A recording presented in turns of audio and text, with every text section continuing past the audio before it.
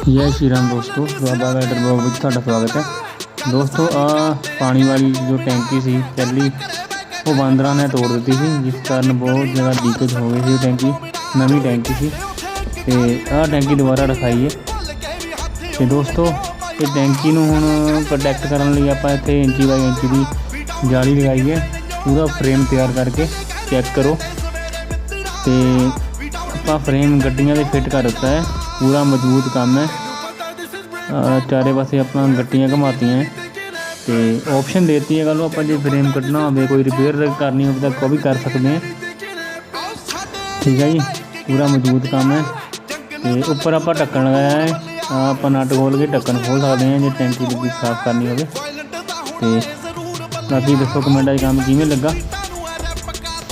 बाकी दोस्तों वीडियो चंगी लगी तो लाइक शेयर जरूर करो। साढ़े चैनल में भी दुआबा वैल्डर चैनल में सबसक्राइब कर लो। बाकी दोस्तों मिलते हैं अगले प्रोजेक्ट नाल। ठीक है जी, थैंक यू, बाय।